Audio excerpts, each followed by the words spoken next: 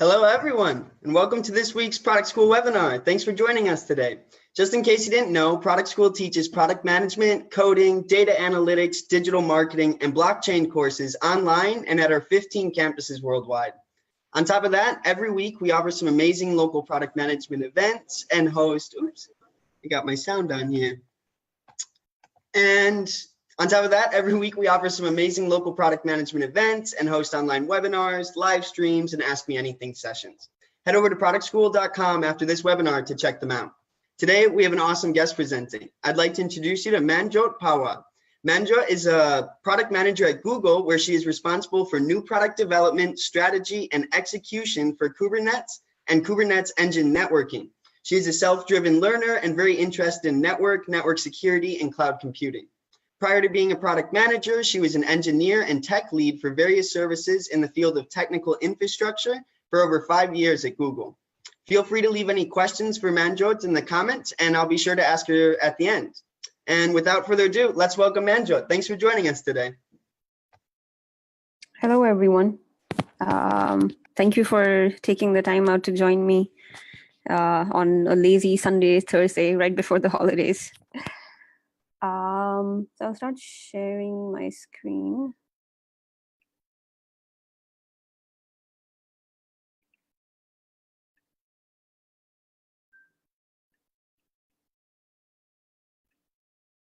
Okay.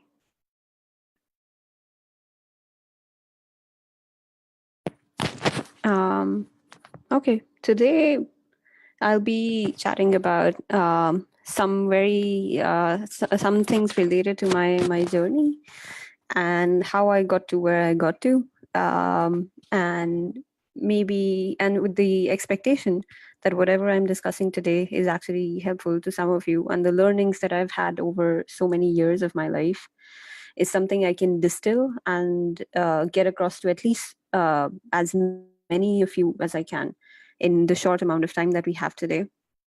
And if nothing else, I have beautiful pictures and various travel recommendations for everyone here. So the Adventures of Una Movida is just something that my friend used to call me, which he said meant someone who can just work around uncertainty and be able to get things moving, things done in a lot of uncertainty around her. So I'll start with the first part of how I got to where I am right now. And this is beautiful Munnar in Kerala in India. I grew up in New Delhi, and there I did my undergrad in computer science. I've only done my bachelor's. I haven't done any other degree till now. And that is where when I was in my undergrad, in my sophomore year, I think that is where I really got interested into programming, computer science, and all those things. If there's one thing that my university taught me, it's how to be very proactive, and how to actively reach out to, whether it's people, whether it's learning something new, or being able to learn more and really get to talk to the experts in their field. That's mostly because the course and the way things were structured was very out of date. And that really forced me to get out of my comfort zone and try to actively seek out other sources of learning. So I started as a software engineer in Google Mountain View. And at the time when I started, of course, it was, as it might be for a lot of people, one of my dream jobs, where I was working in Silicon Valley, the best place to be for a software engineer. And the first role that I started off in, I was an engineer in site reliability. In one line, what that means is being able to ensure that your services are up and running, they're reliable, they're adhering to their SLOs. And I was responsible for Google Photos. That was the service that I was responsible for. And at that point, site reliability engineering in a lot of other companies was more of a DevOps role, whereas at Google, it was more about how can you best architect your binaries, how can you best, and your systems, how can you really automate yourself away So that was pretty revolutionary. And we actually went ahead and published a whole book. I think we have a second version as well out now, distilling all the learnings that we've had about site reliability and site reliability engineering, in hopes that other companies and around the world can benefit from some of those principles. And then I moved into software engineering for Google Photos, the product. The main reason why Sorry to interrupt you, but Yes. can you start your screen share over? I think it's frozen. I don't know if you're still on the first slide or not, but I think your screen share might be. Oh, okay. I have started my screen share already. Oh, there we go. It just updated. Let's see. Let me make sure it makes it to Facebook here. Yeah, I think we were a little out of sync. Sorry to interrupt you. Mhm. And it's still taking some time. Can you actually? There we I can go. actually just move. I can actually. So I think I know what the problem is, but I think I can just move like this. Active debugging session of a slide deck Okay, presentation. you're good now. It's updated. Thank Okay, you. so I joined Google Photos as an engineer. While I was a site reliability engineer for Photos, I absolutely fell in love with the product, and it was during those days that I started to develop also just developing an opinion about some of the various products out there. Even in my free time, I used to sign up for betas of all sorts of unreleased products within and outside of Google, and try them out and see how I feel about them, how I feel they could be improved, and things like that. And also during my time in these teams, the infrastructure services and libraries that we were developing, they were generic enough to be plugged into a whole lot of binaries all across Google. And what that taught me was some of the very basic principles of product management. At that time, I wasn't even aware of the role. I had no idea what PMs did. Since I was such a backend infrastructure engineer, I did not deal with PMs at all. But what I got to experience was helping all the different internal Google services plug in the libraries that we were building. I actively understood what it means to be working with a customer, what it means to be working for solving a specific use case or a specific problem that your customer might have. And that really cemented or laid the foundations of why I decided to become a product manager. And hence, the next move I made in my career was becoming a product manager at Google Cloud.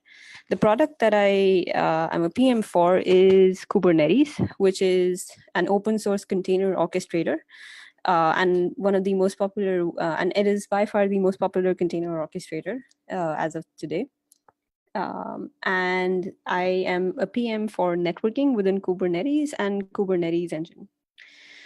So this is a brief overview of all the things that I've been doing till now. And now I'm going to start off with a whole bunch of learnings I've had along the way, whether it is about making the actual move into product management, whether it is about the first few days, the first few months, and even years of your life as a product manager, and how different that is from being an engineer, and just random cliches of about life. As I mentioned, random cliches ahead for sure. And just summarizing things that you probably already have heard of in very disparate places into one coherent story. And that is beautiful Alaska in the middle of January. So the first principle I would suggest is living by learning. This is something that I just felt very excited about in general. Just learning new things, just figuring out things on my own. I would actively go and read a lot of books. I would on a whole variety of subjects. I would actively go and do Coursera courses. That was my favorite pastime compared to a lot of other things. So that is just something I used to do a lot in general, even when I wasn't a PM. But I figured with time that is a skill that you develop, a muscle that you develop that actually helps you a lot. And the reason why I would say that is when you're working as a PM, you're expected to be the voice of very, very, very different people in different times of, quite frankly, even in a single day. At some point, you'll be with engineering. At another, you'll be with UX. At another, you'll be with sales. You need to be able to understand all these different aspects. And also, it's always a moving target. You will constantly have to update the knowledge that you have. And being able to really learn something very, very fast is definitely a very helpful skill to becoming a PM. And I mean, this is something I would say, since we live in that's a very common phrase out there, VUCA nowadays, vulnerable, uncertain, complex, and ambiguous world. Some of these skills help in general navigating around the kind of world that we are living in today. Being uncomfortably excited. So this is just another principle that I follow in my life. Whenever I feel stagnant in a place is when I try to change things, because as I said before, learning and constantly growing personally and professionally is very important for me.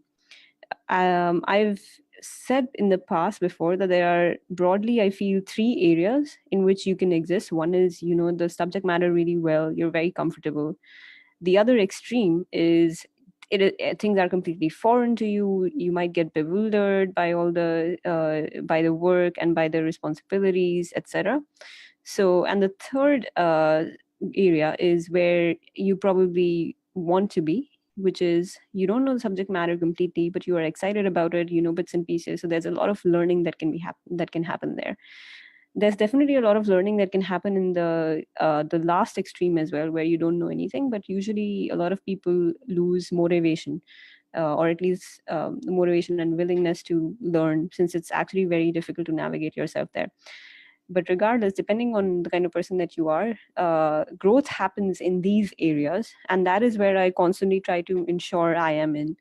And another thing that is very important here is that the everyday matters. Every day in the morning when you wake up, or at least when I wake up, is something that there's something that I am looking forward to, something that is very exciting and difficult in my product, or something, some important problem to solve for my users. And just being able to have some kind of a direction is also very important here. Do not remain in your local maxima. What I mean by that is, quite often, I'll give a very concrete example. When I was an engineer, I was definitely learning still. I was definitely growing as an engineer. But then you ask yourself the question, am I growing as fast as I could? Or am I just stuck in my local maxima? My local maxima being, I'm definitely learning, I'm definitely growing. But is there something I can do to accelerate that 10x? So always think big is what I would say. Always think, how can you grow 10x rather than the next 10% movement? And some of these principles can actually be applied to your product as well. When you are trying to differentiate your product, will your customers actually adopt your product if you differentiate by 10% or if you differentiate by 10x? Saving your most expensive resource. Now, I think every single PM has a different methodology to approach this, but I think all of them have the same problem. All product managers will obviously want to conserve their time and their energy. And as time passes, you will realize how expensive your time is and how little you have of it in general. So you need to manage your personal and your professional time really well. There are a host of things I follow, a host of hacks I have for my calendar that I follow, which might be helpful to you. I'll share some of them here. For example, one of the things that I actively try to do is prune my calendar of meetings. My calendar, I try to ensure there are blocks of time that I have reserved where I just sit down and very focusedly work on the problem at hand, whether it's figuring out how my new feature should look like, whether it's studying what's out there in the market, things that don't require me to interact with other people, but sitting down and heads down work on what I'm trying to do. Keeping your mind clear is definitely something that will boost the amount of focus you have. And focus is something that will be a super skill, as you realize later on in your career, for a product manager.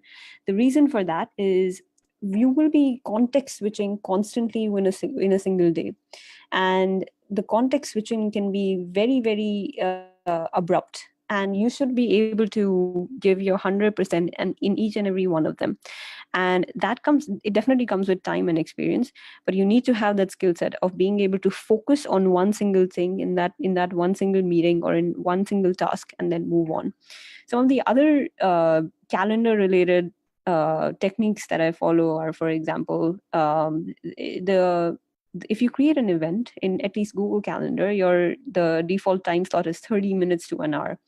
I've started following the principle of having shorter, like 10 to 15 minutes, if I can actually finish the subject matter in that time frame.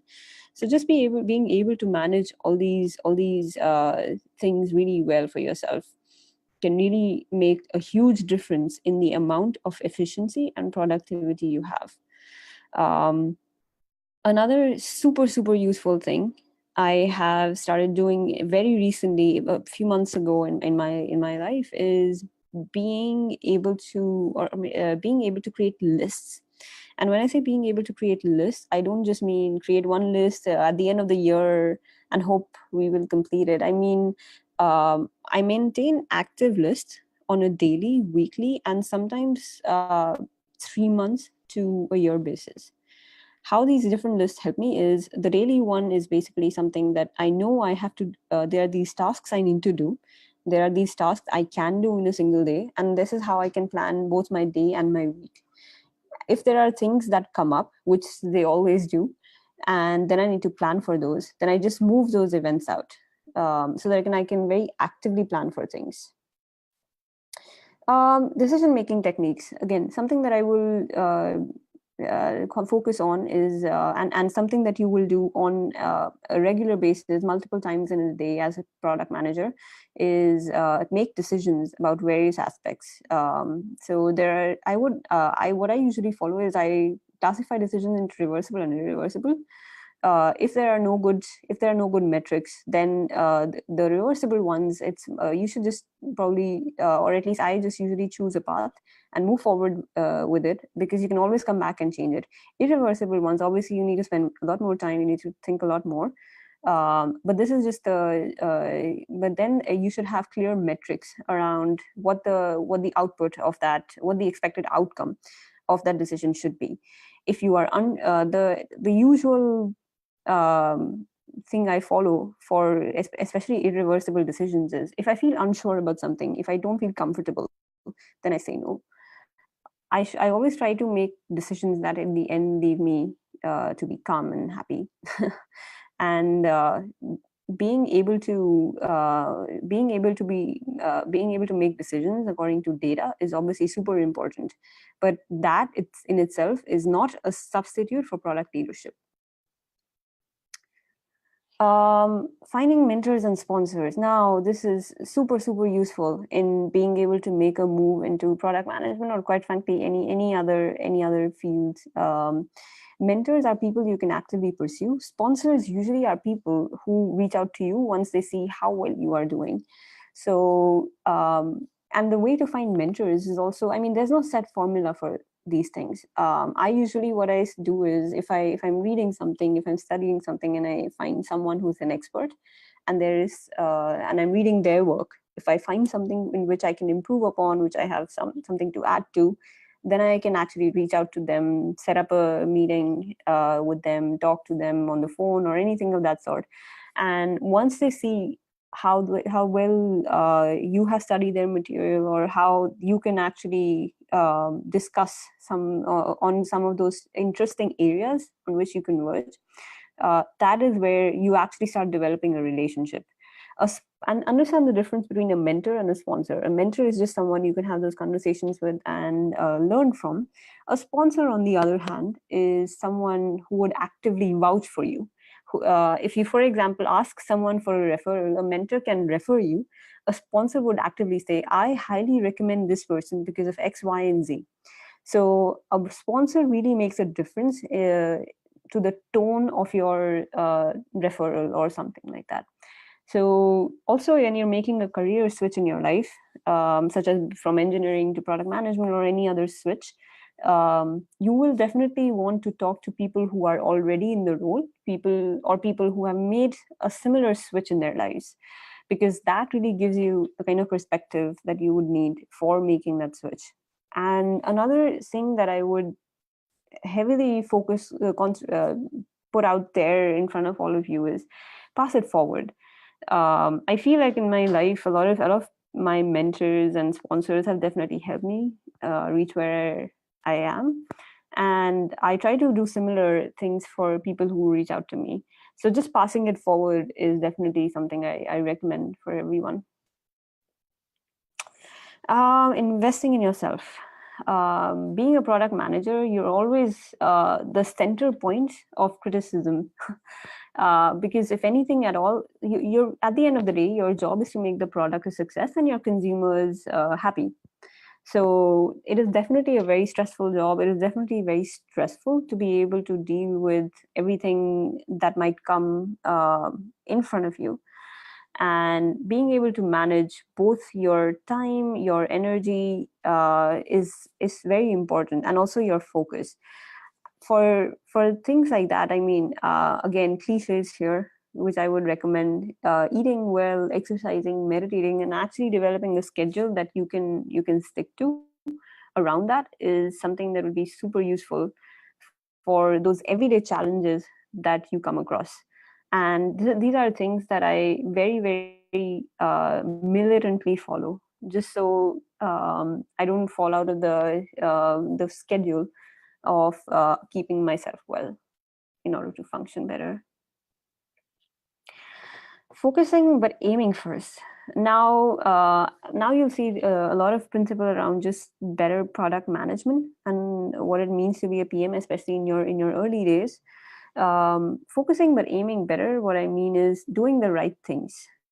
Focusing is definitely very, very important when you're trying to deliver a very polished product, but you need to have a strategy first on what exactly, very cleanly put, what exactly is the problem you're solving for your users. You should be ideally be able to go to your 5-year-old niece and tell her and be able to explain what problem your product solves. This is also applicable to your life, where you can figure out exactly what you want to do in 1 year, what you want to do in 5 years, and similarly plan your everyday around it. As I mentioned earlier, when I was trying to push myself out of my comfort zone of being an engineer and asking myself questions like, what is the next step? What is the next step that will get me 10x? What is the next step that will really help me push out of my comfort zone right now? The answer I came up with was, for example, was product management. And these are the sort of things that I mean when I say focus but aim first. Have a life strategy for the next few years. And of course, things keep on changing and we keep on course correcting. But it's important to know where you're headed to be able to get to good outcomes. As I mentioned before, that product leadership is definitely something. Data is definitely something that should be guiding you in a lot of cases, but it's not a substitute for your intuition, for your product leadership, which you need for making the very big strategic decisions around your product. So very often, we definitely have heard of and I think it was Ben Horowitz who said, "Culture eats strategy for breakfast." So we've definitely heard of this very common phrase.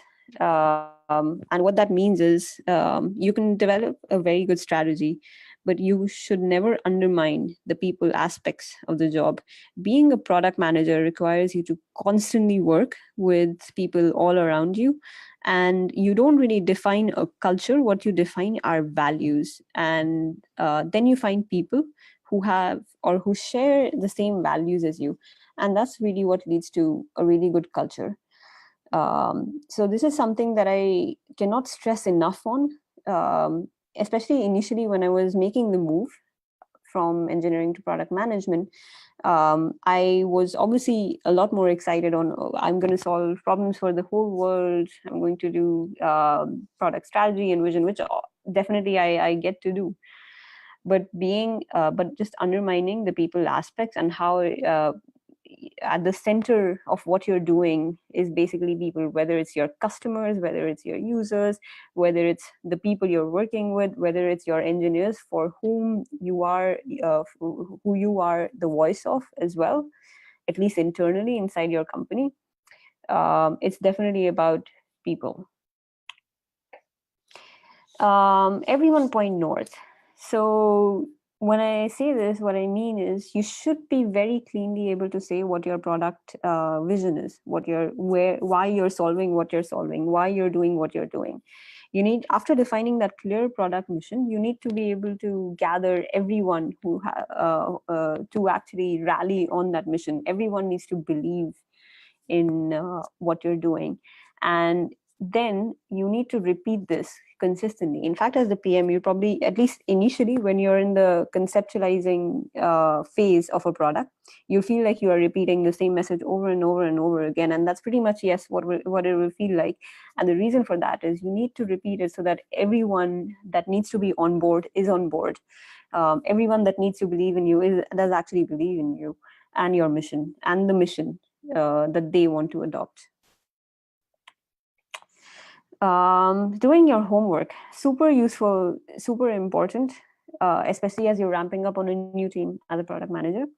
What I mean by this is you need to be technical enough, for example, to be respected by engineering. This is where obviously engineers who have become product managers have an edge, but it's not always necessary that you are. I know enough product managers who were not engineers who are super successful and have a lot of credo with their engineering counterparts.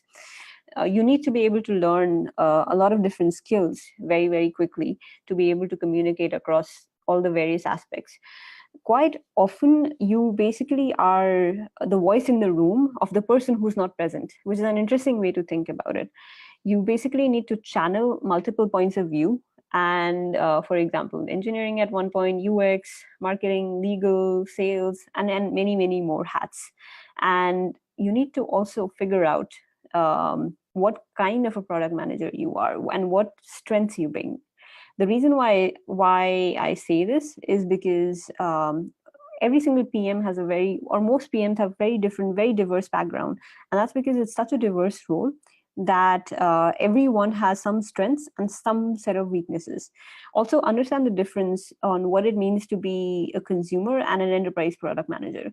The reason why I say this is because the two kinds of product managers are very different from each other. The kind of things they do, not just the kind of things they do on a daily basis, but also the kind of strengths you need to have to be able to make your product a success. So just understanding the kind of product manager you want to be and the kind of products you want to be a product manager for, and then doing the actual work of going through the evolution of the product and also understanding the technical details of your product is something that will set you up for success. Craftspersonship is building products that delight your users. As cliched as this might sound, it is easy to forget that you have to keep your user and really obsess over your user on an everyday basis. This is something that, quite frankly, a lot of people fall into, especially since I can talk about that, engineers who have become PMs, where you sometimes fall into the technical details, which you shouldn't be doing. So you should really be, needless to mention, building beautiful, reliable, and delightful, not the minimum viable, but minimum delightful product that you can. And especially in the conceptual phases of the product, I would say firing bullets and not cannons. What that means is try out the different things that you feel would work and really and really have good metrics around it to be able to decide which one is actually working or not.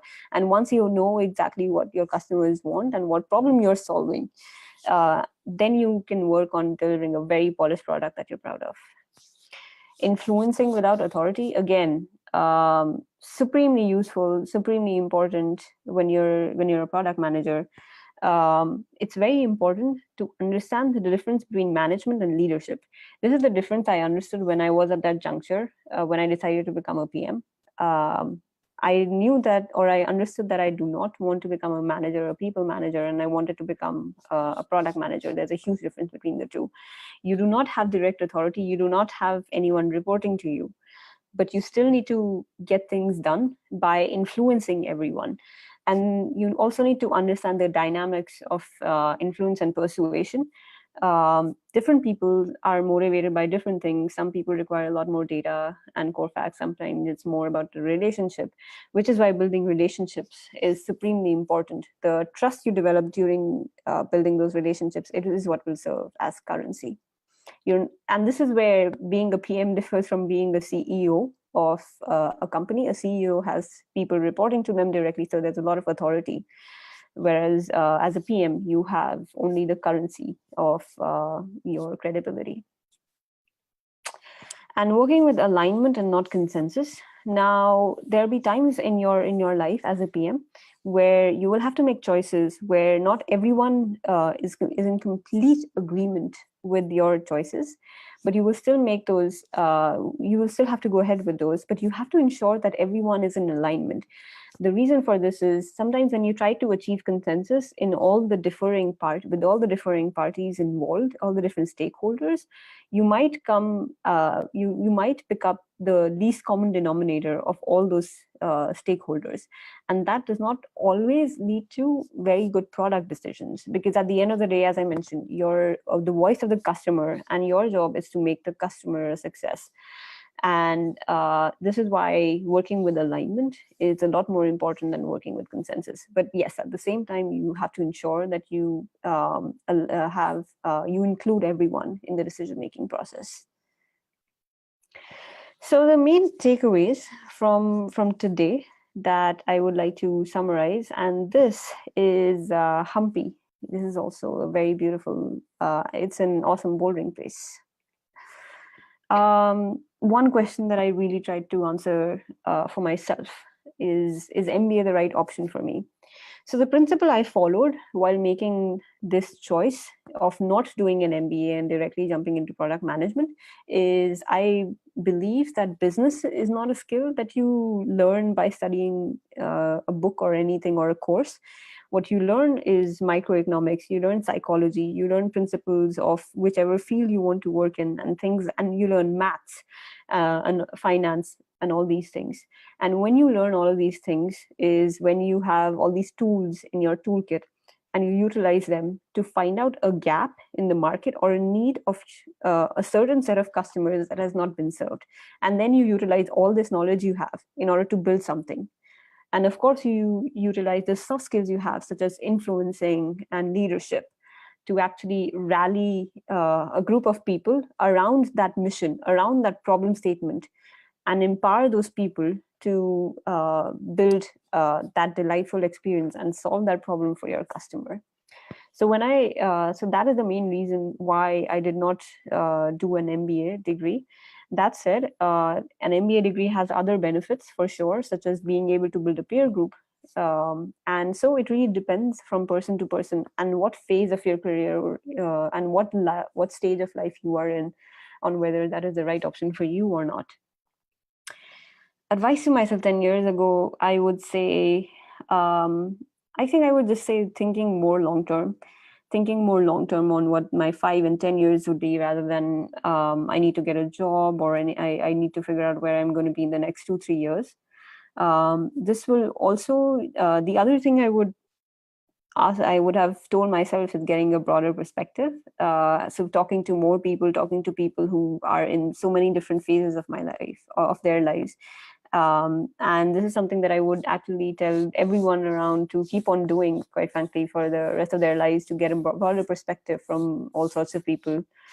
And third, well, don't be as serious because things work out if you plan and you know where you're going. So yeah, that's pretty much it. And these are the links and the channels you can reach out to me on. And hopefully if there are any other questions people have, I can answer them. Awesome. Thank you so much for that presentation. That was super filled with insights. So we actually only had one question, and it was related to influencing without authority, and I think you covered that. So I'll ask you one question I like to ask all of our speakers, which is if you could take just one piece of advice or one piece of wisdom. I know your presentation was just packed filled with pieces of advice, but if you had one piece of advice for an aspiring product manager, what would it be? I would say actively reach out to people, learn by doing, start getting involved in bits and pieces, even if it's very small product decisions, and just understanding from a product manager very actively how they think about a problem statement and what they do on a daily basis. The reason for this is because it's a very diverse role and different people do very different things on a daily basis, and how they think is also an interesting thing to understand and be able to judge whether you would be a good person to do that or not. Okay, awesome. Well, thank you so much. It was a pleasure having you on the channel today. And before we go, I just wanted to give you all some more information on our upcoming courses and events. So all of our viewers have the resources to become a product manager. Our product management, coding, data analytics, digital marketing, and blockchain courses are taught by industry experts working at companies like Google and Facebook. And in addition to that, we offer weekly online and on-site events at our 15 campuses across the US, UK, and Canada. And if you're located near a campus, make sure you stop by one of our weekly events every Wednesday and Thursday. And you can also find us on social media at Product School. And be sure to keep up with the latest product management content at the product blog at productschool.com. So thank you all for joining. Enjoy the rest of your day. And I hope to see you next week. Not next week. I hope to see you in 2 weeks. Happy holidays, everyone. See you later. Thank you, Sandra.